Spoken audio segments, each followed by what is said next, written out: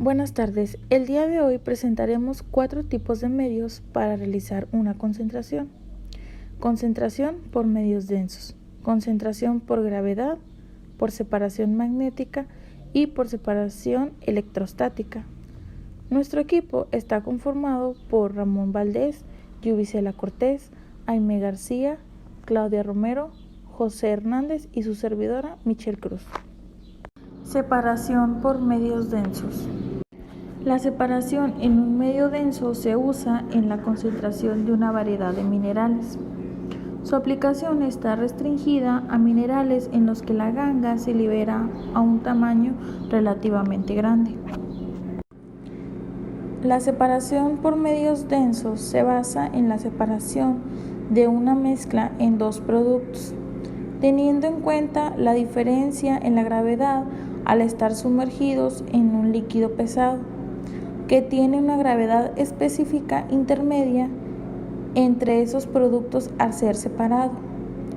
En la separación por gravedad, esta se verifica en agua o aire, mientras que la del medio denso, la separación se realiza en un medio de densidad mayor que la del agua y comprendida entre las densidades de los minerales por separar. Equipos y aplicaciones. El objetivo que persigue la separación por medios densos es dar origen a dos productos, uno flotado y un producto sumergido. Para realizar la separación existen dos tipos de equipos: separadores de gravedad o separadores centrífugos.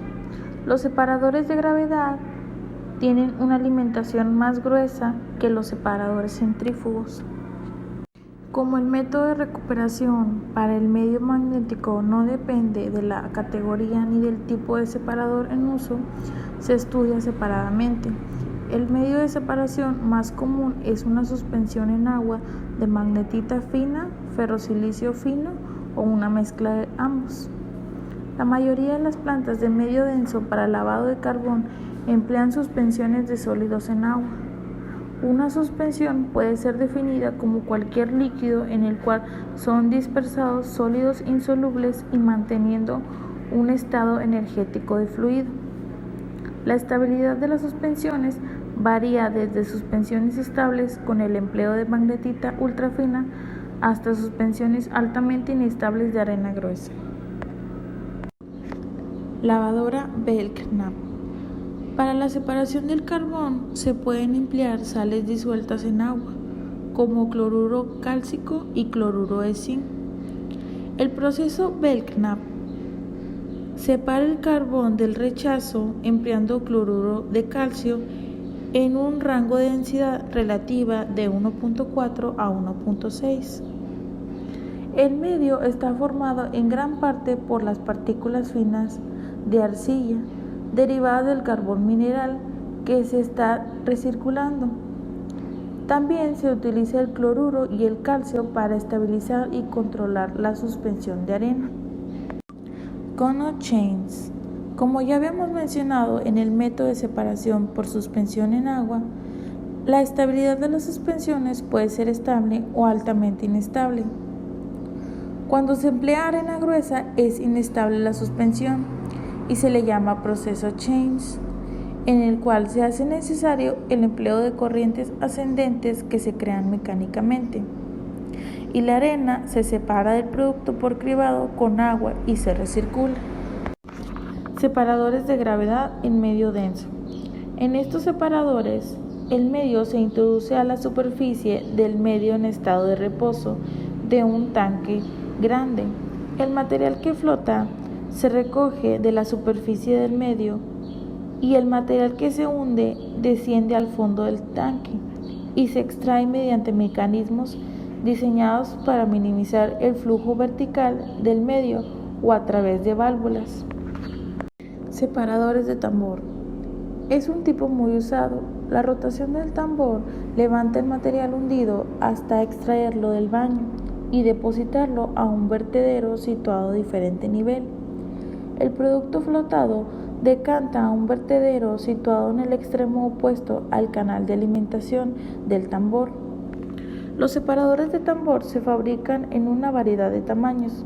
y son capaces de separar partículas de tamaños de 6 milímetros a 20 o 30 centímetros. Separador de cono. Se emplea tanto en el tratamiento de menas como en el tratamiento de carbones.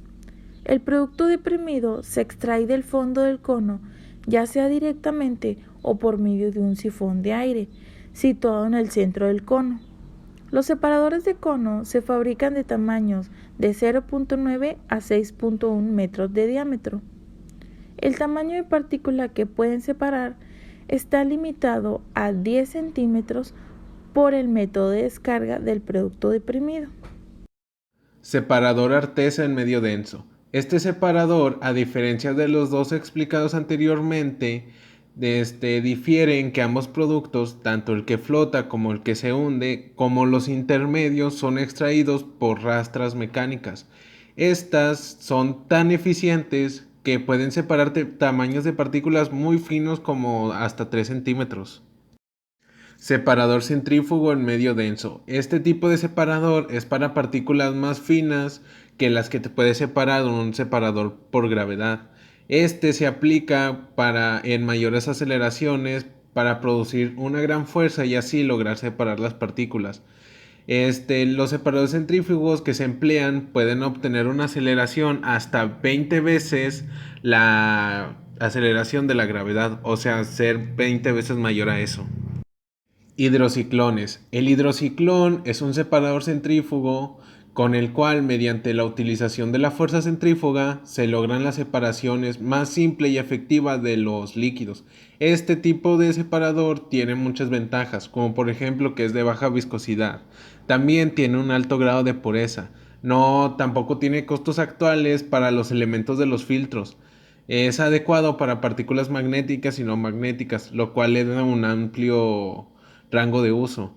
Si no tiene el deterioro nuestro refrigerante. Aparte que la ventilación es constante el refrigerante, por lo tanto la vida de nuestra máquina o del servicio es mucho más prolongada.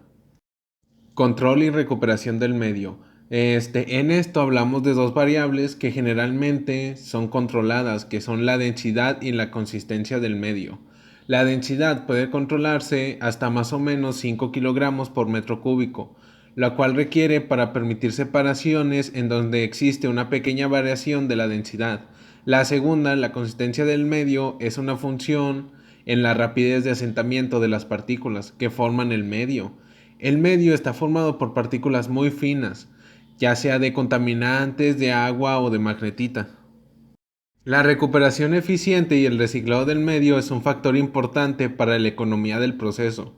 Pueden ocurrir pérdidas por el lavado inadecuado y por el reemplazamiento periódico debido a la acumulación de partículas finas que forman que baje la densidad obtenida del medio. Para la recuperación se criba y lava la alimentación para remover partículas finas. Ambos productos, el que se hunde y el que flota, después se criba en dos etapas. La primera para recuperar el medio sin disolución y la segunda con agua. Este medio diluido se concentra por separación magnética de baja intensidad, de húmedo para separar el agua y para proporcionar un medio en la densidad requerida para el reciclado.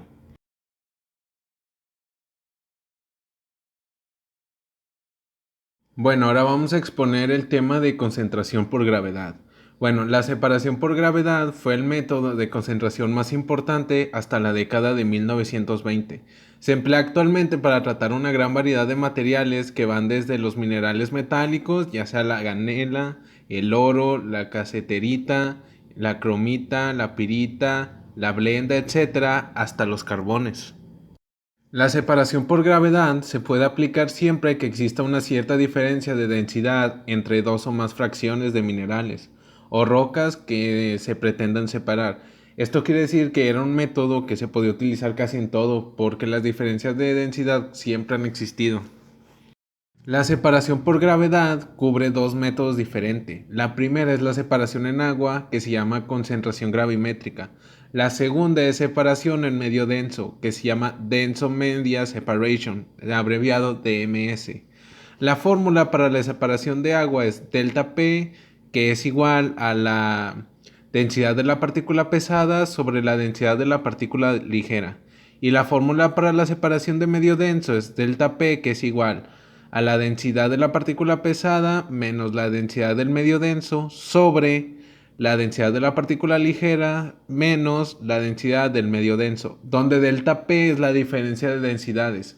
El valor de delta P nos indica en grado de facilidad esperado en una separación gravimétrica según la siguiente tabla, donde si nuestro valor es más de 2.50 es fácil.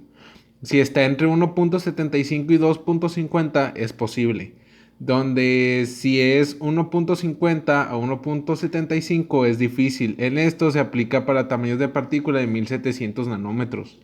Si es de 1.25 a 1.50 es muy difícil. Se aplica solo para arenas y gravas. Y si es menor a 1.25 no es posible separarlo. Hay dos tipos de concentradores, el concentrador de impulso y el concentrador de película. El concentrador de impulso generalmente está de forma vertical. Están las partículas en la parte de arriba y el flujo va vertical. Entonces lo que hace es que puede ya sea las partículas ponerlas unas de un lado y otras de otro, o unas arriba y otras abajo, dependiendo cuál sea y de la superficie de sacudimiento. En los concentradores de película, el flujo va como de una forma en diagonal. Y hace lo mismo, la separa ya sea las partículas arriba y abajo o de un lado a otro. Lo que cambia aquí es que las que separa de un lado y otro tiene depósito y las que cambia arriba y abajo no tienen depósito. A continuación hablaremos sobre la mesa concentradora. Las mesas concentradoras son aparatos de concentración gravimétrica con flujo laminar sobre una superficie inclinada. Estas mesas concentradoras lo que hacen es que hacen un movimiento longitudinal y vibratorio, donde las partículas del mineral que estamos analizando se diferencian formando bandas en abanico, según su peso específico y su granulometría. Existen otros tipos de mesas que raramente son usadas en la pequeña minería. En las mesas concentradoras es muy importante tomar 3 puntos. Uno de ellos es que la mesa con movimiento longitudinal vibratorio está muy difundida principalmente en la minería del estaño, el wolframio y el oro. Así como de acuerdo a su modelo y tamaño, las mesas se utilizan para concentrar minerales finos y ultrafinos, con una capacidad hasta un máximo de 1.5 toneladas por hora por unidad.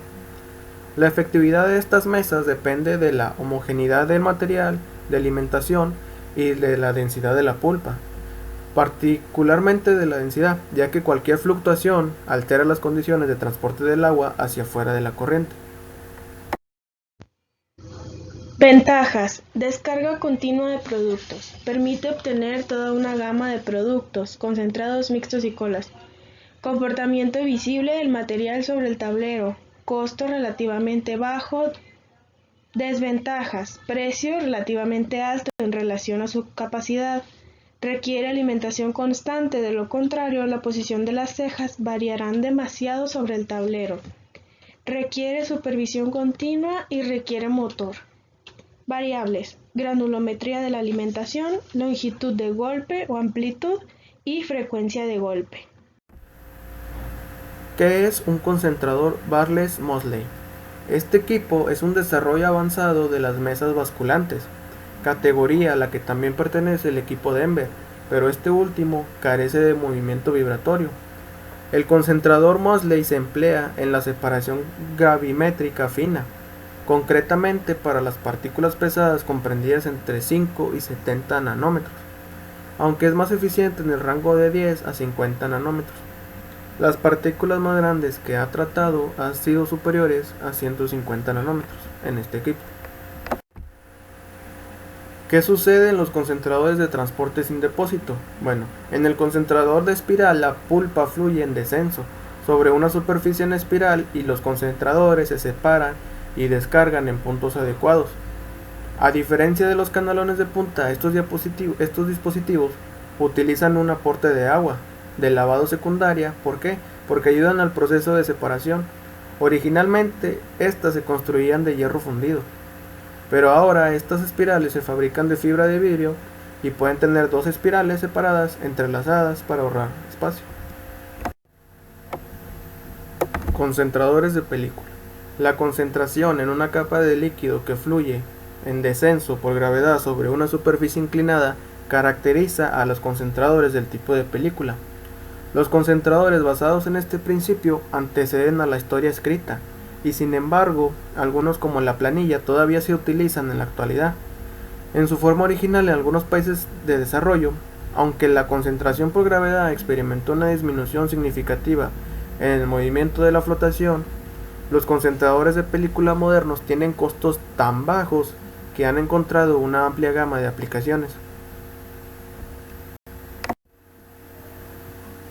Los concentradores de transporte con depósito, canalón o canaleta, son simplemente canales muy largos de lados paralelos, cuya función es esencialmente de tipo semi-intermitente.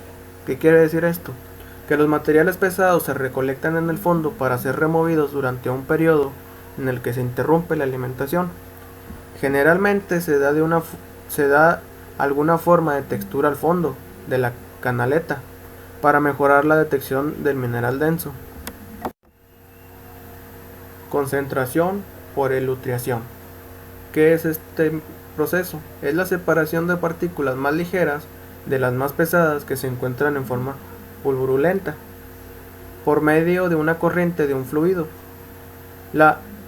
Generalmente es un proceso de eliminar, en este caso es lavar, la alcalinidad de un lodo digerido en condiciones anaeróbicas para disminuir la cantidad de acondicionadores químicos ácidos y para mejorar las características del sedimento.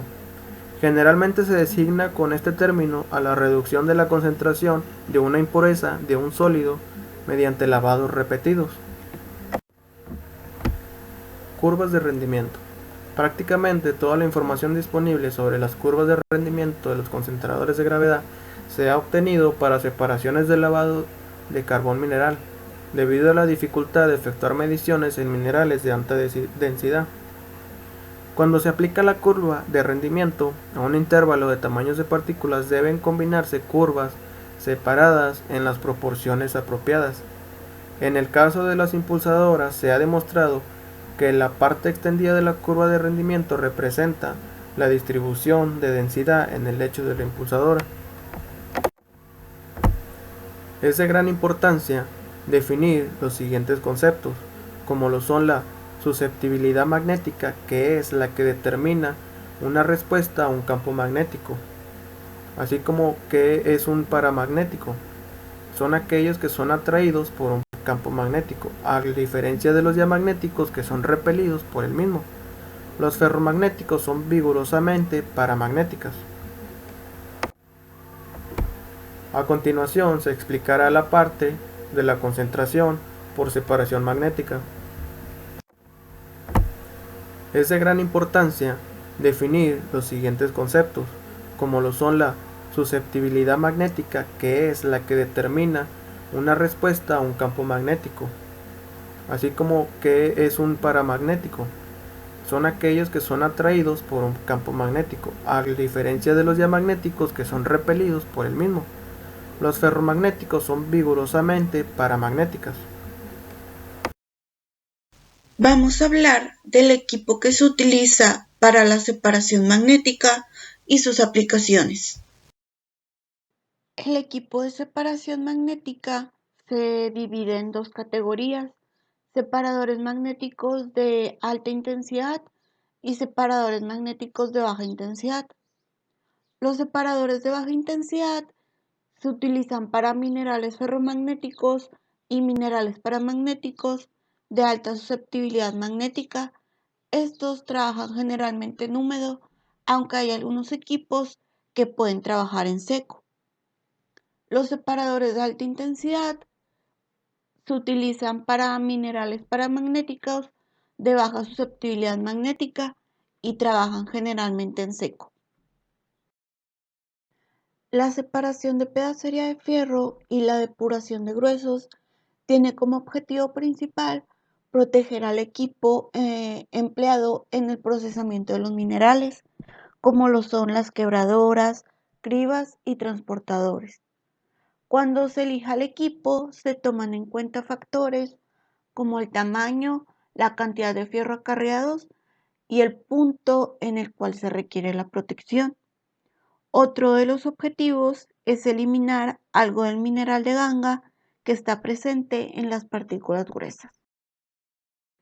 En la tabla se pueden observar algunos tipos de separadores de pedacería de fierro, como lo serían imanes suspendidos, el de imanes de placa y de rejilla y la polea magnética. También el tambor depurador que se utiliza para la depuración de gruesos. Los separadores magnéticos de baja intensidad utilizan electroimanes o imanes permanentes. Los imanes permanentes pueden ser del tipo alnico, que es una aleación de cobalto, aluminio y níquel. También de cerámica con ferrita de bario y estroncio. En general, los equipos, los tambores, tienen 5 polos simétricos respecto al eje magnético, estando los poros alternados. Esto se hace con el objetivo de mejorar la agitación en la superficie del tambor. Cuando se mejora esta agitación, se reduce el atrapamiento de partículas no magnéticas. Como se mencionó anteriormente, los equipos pueden trabajar ya sea en húmedo o en seco. En las tablas se pueden observar los equipos que trabajan en húmedo y en seco. Los que trabajan en húmedo pueden ser de corriente y de rotación igual a la dirección o de rotación inversa. También pueden ser a contracorriente. Los que trabajan en seco pueden ser tambor de alta velocidad o tipo Van Norton. En la primera imagen se puede observar un separador magnético húmedo de tambor de baja intensidad. En la siguiente imagen son los modelos de tanques de separación magnética en húmedo. En estos modelos es como un diagrama de cómo funciona el equipo. En el inciso A está el de corriente y de rotación igual a la dirección. El B es de rotación inversa y el C es de contracorriente. Los separadores magnéticos de alta intensidad también se dividen en separadores húmedos y separadores secos. En los separadores húmedos, la matriz ferromagnética sobre la cual se recolectan las partículas paramagnéticas pueden estar en forma de placas ranuradas, bolas de acero, de virutas de acero o de láminas de material desplegado. En la tabla se observan dos tipos de separadores húmedos de alta intensidad, que serían el tipo de carrusel y el tipo de cartucho. En esta diapositiva se muestran separadores húmedos.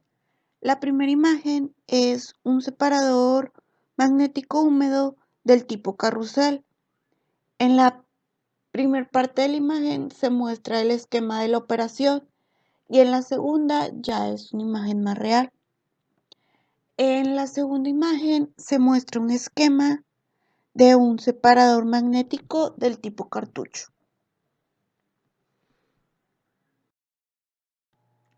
Separadores secos. En la imagen se muestra un esquema de un separador seco de rodillo inducido. En esta imagen se observa paso a paso el procedimiento que sigue el separador seco de rodillo inducido de 3 etapas. En la siguiente tabla se describen los separadores secos de alta intensidad, como lo son el de rodillo inducido y el de banda transversal. Para llevar a cabo pruebas en el laboratorio se tienen dos dispositivos de pruebas, que serían el tubo de Davis y el separador isodinámico de Franz. El tubo de Davis es un separador de laboratorio que se emplea para determinar qué tanto el material magnético está presente. Este se trabaja normalmente en húmedo, aunque también se puede llegar a trabajar en seco. El separador isodinámico de Franz sirve para fraccionar minerales de magnetismo débil. Floculación magnética y desmagnetización. La floculación magnética se puede lograr haciendo pasar una pulpa entre dos poros magnéticos. Esta se utiliza para lograr la concentración de magnetita y también en la depuración de aguas de desecho. Cuando la floculación no se controla, se puede reducir la eficacia de las separaciones siguientes. Las bobinas desmagnetizantes se utilizan para despolarizar de las pulpas ferromagnéticas. Métodos potenciales de separación magnética. La separación magnética es un área la cual aún se está estudiando. Se anticipa que haya grandes avances cuando se introduzcan imanes de una intensidad muy alta, los cuales utilicen superconductores criogénicos. Se tiene información de que se está haciendo investigación acerca de la aplicación de métodos magnetohidrodinámicos y métodos magnetohidrostáticos para la separación de minerales. Estos métodos combinan la separación simultánea por densidad, susceptibilidad magnética y conductividad eléctrica. Principios y mecanismos de la separación magnética.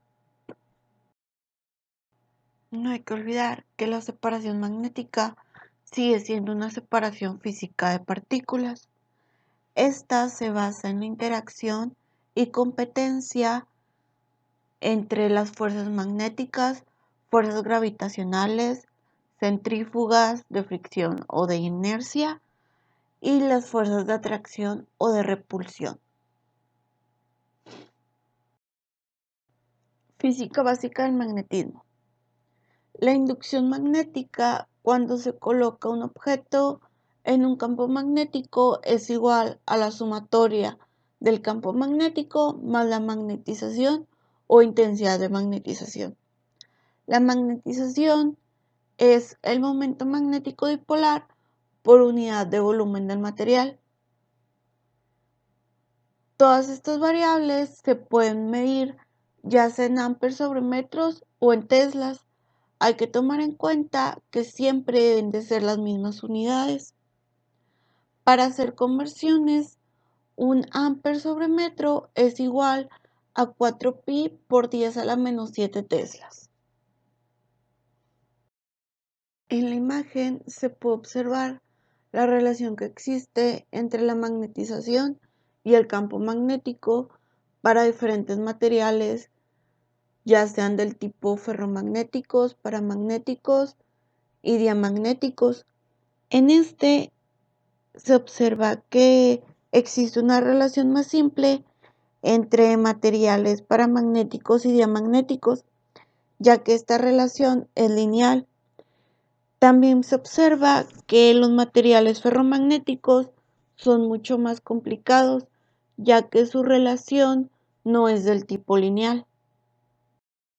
La susceptibilidad magnética, que es la pendiente de la curva de la magnetización, es la relación entre la magnetización sobre el campo magnético.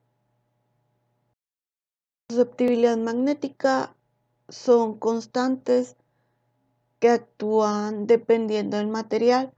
Para materiales diamagnéticos, esta constante es una negativa muy pequeña. Para materiales paramagnéticos es una constante positiva. Y para ferromagnéticos es una variable cambiante. Para conocer las variables importantes que determinan la fuerza magnética que actúa sobre una partícula, se debe de realizar un experimento elemental del magnetismo. En este se emplean dos dispositivos. Uno sirve para producir el campo magnético y el otro mide la fuerza magnética que actúa sobre cada partícula. Para obtener la fuerza magnética que actúa sobre la muestra, se debe medir y restar la fuerza que actúa sobre el sujeto vacío. En la imagen se puede observar la disposición elemental para medir la fuerza en un campo magnético. En esta se ilustran la intensidad del campo magnético y la fuerza resultante. Las fuerzas magnéticas. Es difícil determinar la fuerza magnética que obra sobre una partícula. Sin embargo, pueden hacerse suposiciones simplificadoras que permitan calcular la fuerza con suficiente exactitud en casos específicos. Si la partícula es lo suficientemente pequeña para que el campo magnético producido externamente sea aproximadamente uniforme dentro de la partícula, esto puede considerarse como un dipolo magnético puntual situado en el centro de la masa de la partícula.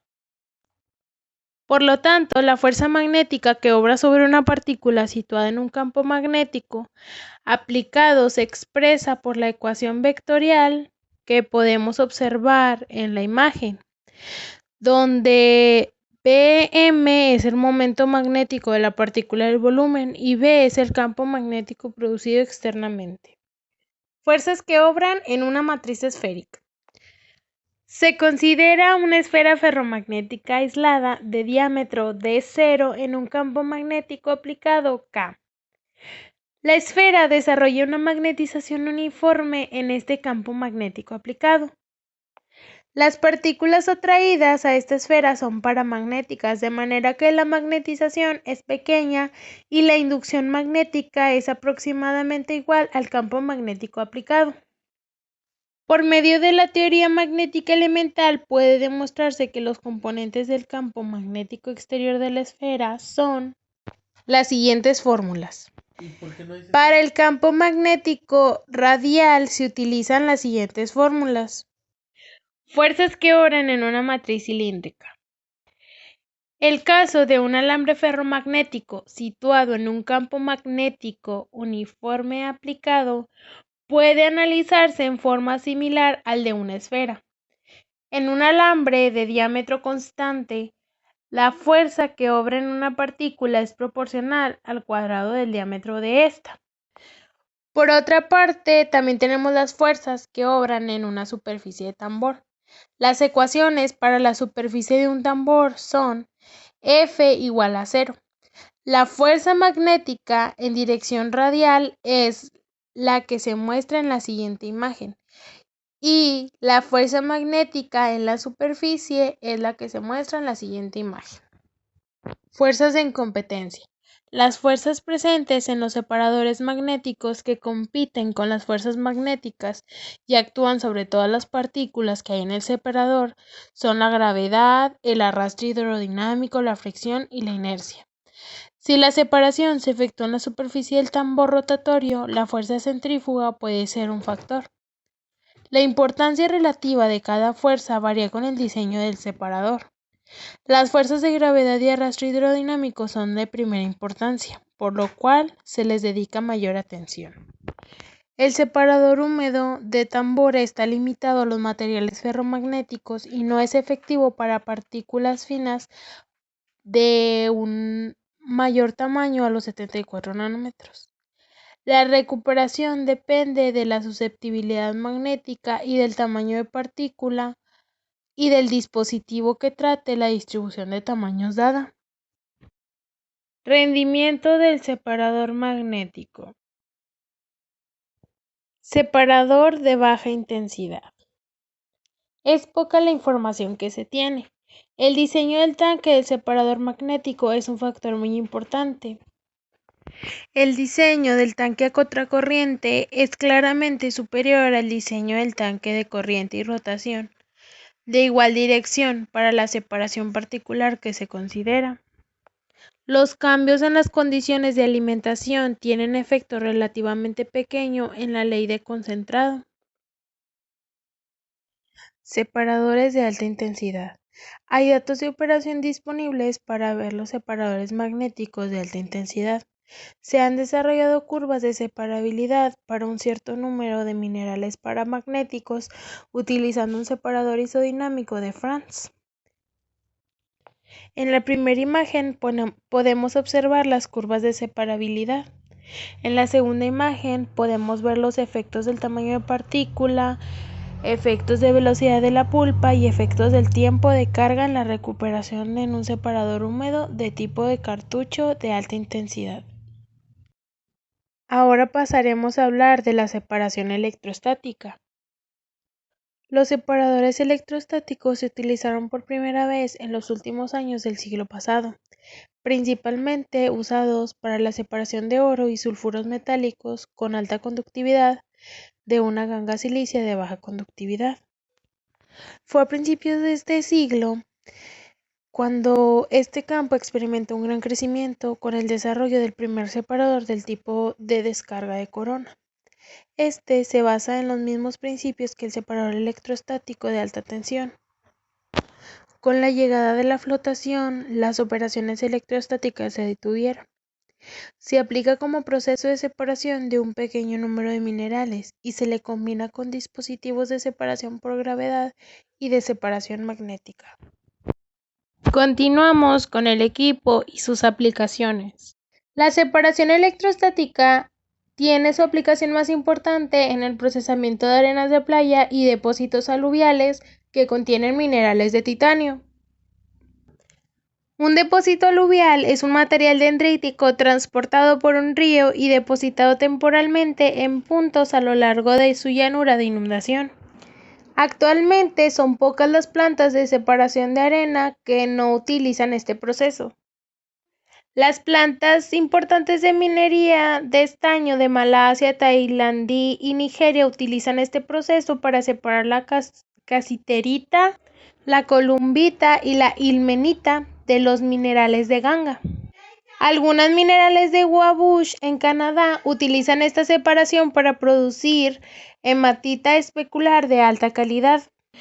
También se utilizan los separadores electrostáticos en la recuperación de desperdicios industriales.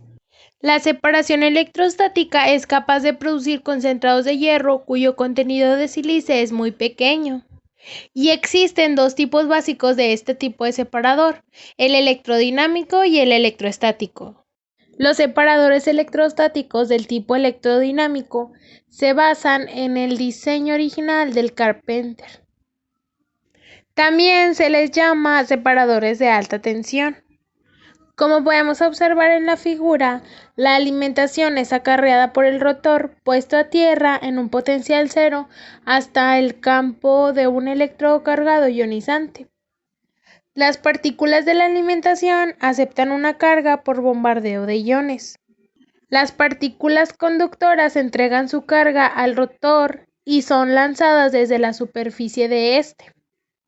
Después pasan a estar bajo la influencia del campo electrostático del electrodo no ionizante y son atraídas interiormente desde la superficie. Las partículas no conductoras no son capaces de disipar la carga rápidamente hacia el rotor. En consecuencia, son retenidas en la superficie. A medida de que el rotor acarrea las partículas no conductoras en su superficie, su carga se va perdiendo lentamente y las partículas se desprenden del rotor, perdiendo la carga las partículas intermedias con mayor rapidez. Las partículas restantes se remueven de la superficie mediante un cepillo. El tamaño de una partícula influye en la acción del separador, ya que la carga que lleva a la superficie de una partícula gruesa es menor en relación con su masa que la de una partícula fina. Como consecuencia, una partícula gruesa es lanzada con mayor facilidad a la superficie del rotor que una partícula fina. La capacidad del procesamiento de la planta es limitada por la carga circulante, la cual sugiere la experiencia de operación que depende en gran parte de la composición de la alimentación. Como dato extra, sabemos que hay dos causas comunes que ocasionan incrementos en la carga circulante. Una es el incremento del número de partículas que son inherentes intermedias. La otra es la ampliación de la distribución de tamaños de las partículas. Continuamos con los separadores electrostáticos de tipo electroestático. Los separadores electrostáticos más antiguos fueron los del tipo de placas, de caída libre, en los cuales las partículas caen entre dos placas casi verticales, las cuales una está cargada positivamente y la otra negativamente, con un gradiente alto de voltaje entre ellas. Este separador se ha utilizado para separar la silvita de la halita. Sin embargo, actualmente estos dispositivos ya no se encuentran en uso. Hoy en día se fabrican dos tipos de separadores electrostáticos, uno de tipo rotor y otro de tipo placas, los cuales se van a describir en las siguientes diapositivas. Hablemos del separador del tipo rotor. Este separador electrostático es muy parecido al de alta tensión. Sin embargo, no hay un electrodo ionizante y en vez de este se tiene un gran electrodo sencillo que produce un campo eléctrico. Cuando una partícula está sobre el rotor, la partícula desarrolla rápidamente una carga superficial por inducción. No importa si la partícula se considera como conductora o no conductora, esta siempre se va a considerar como una partícula polarizada. Una partícula conductora se convierte en una superficie equipotencial y tiene el mismo potencial que el rotor, y esta misma es atraída hacia el electrodo. En consecuencia, la partícula conductora se separa de la superficie por atracción hacia el electrodo, mientras que la partícula no conductora continúa adherida a la superficie del rotor. Continuamos con el separador tipo placas. Existen dos tipos de el separador electroestático de placas y el de rejillas. En ambos la alimentación es de arriba hacia abajo. Las partículas son cargadas por inducción y las partículas conductoras son atraídas hacia el electrodo. Las partículas más finas son las más afectadas por las fuerzas débiles que intervienen en el sistema y como consecuencia el producto conductor contiene más partículas conductoras finas. Medio circundante de operación. El tamaño de las partículas que se alimentan a los separadores electrostáticos no se puede controlar con facilidad. Tratándose de minerales de arenas de playa, la alimentación se acepta tal y como está porque el material ya tiene una clasificación natural. Recubrimiento de las partículas. Para lograr una separación, todas las superficies de las partículas deben de estar libres de humedad y cualquier tipo de material orgánico. Se aplican diversas técnicas de limpieza como el simple lavado, lavado por rozamiento y lavado cáustico. El desempolvamiento también puede ser necesario cuando hay partículas muy finas. Temperatura de alimentación. La temperatura del mineral tiene un efecto importante en su conductividad. Por ejemplo, la conductividad del rutilo aumenta considerablemente en el intervalo de 50 a 300 grados centígrados. Esto quiere decir que la forma más eficaz de separación es una temperatura alta. Los separadores electrostáticos se fabrican con bobinas de calentamiento en la tolva de alimentación. También se proporciona calentamiento en la zona del campo eléctrico, generalmente por medio de lámparas. Medio ambiente de separación. Existe la dificultad de mantener la superficie sin humedad cuando la humedad del ambiente es alta, y si la humedad aumenta, se reduce la selectividad. Mecanismos de separación electrostática. Mecanismos de carga de las partículas. En la separación electrostática de minerales, las partículas pueden cargarse por contacto de partículas disímiles, bombardeo de iones o inducción. Carga por contacto de partículas disímiles. Cuando la superficie de dos partículas disímiles se ponen en contacto y luego se separan, una se vuelve negativa y la otra positiva. Esto ocurre siempre y cuando haya un movimiento masivo de partículas. Se cree que la transferencia de carga se debe a la transferencia de electrones, mientras que en algunos casos la carga se transfiere por iones. Carga por bombardeo de iones. Esta es la conducción de electricidad por aire. Cuando se eleva lo suficiente el potencial existente entre dos electrones, se produce un rompimiento eléctrico del gas y este se descarga. Para que haya una descarga hacia una superficie, un alambre fino paralelo al cilindro da la descarga óptima. Si se hacen pasar las partículas minerales dentro de la corona, estas serán alcanzadas por los aniones y los sólidos saldrán cargados. Las partículas que son buenas conductoras perderán su carga hacia la superficie conectada a tierra, y las malas retendrán su carga y se mantendrán sobre la superficie por su propia fuerza. Carga por inducción. Si se coloca una partícula sobre un conductor conectado a tierra en presencia de un campo eléctrico, se desarrollará una carga superficial por inducción sobre la partícula. Las partículas se polarizan, pero una partícula conductora tendrá una superficie equipotencial mediante su contacto con el conductor, que está conectado a tierra, y la no conductora permanecerá polarizada. Separación en una superficie puesta a tierra. Esta resulta de la combinación de las fuerzas eléctricas centrífugas y de gravedad. La fuerza eléctrica actúa en dirección del campo eléctrico. Esta fuerza es la fuerza de atracción entre la partícula cargada y el electrodo. La fuerza centrífuga se debe a la rotación de la superficie puesta en tierra. Para una partícula de densidad PS, la fuerza centrífuga se expresa en la siguiente imagen, mientras que la fuerza gravitacional se expresa de la siguiente manera. Equilibrio de las fuerzas. En los separadores de alta tensión, las fuerzas importantes son la de imagen y la de centrífuga. El equilibrio de estas dos fuerzas da lugar a un factor de fijación. En la siguiente imagen tenemos la fuerza de imagen sobre la fuerza de centrífuga. Es una medida de la tendencia de una partícula a quedar fijada a la superficie del rotor. Características de descarga de las partículas. En la separación a alta tensión, la rapidez de la descarga de una partícula debe determinar en dónde se separa ésta del rotor. Separación por trayectoria. Se supone que la carga que lleva una partícula permanece constante después de que ésta escapa del conductor puesto a tierra. Las fuerzas que actúan sobre las partículas son eléctricas, de gravedad y de arrastre. En la siguiente imagen podemos ver las fórmulas para calcular la trayectoria de una partícula. Separaciones en varias etapas.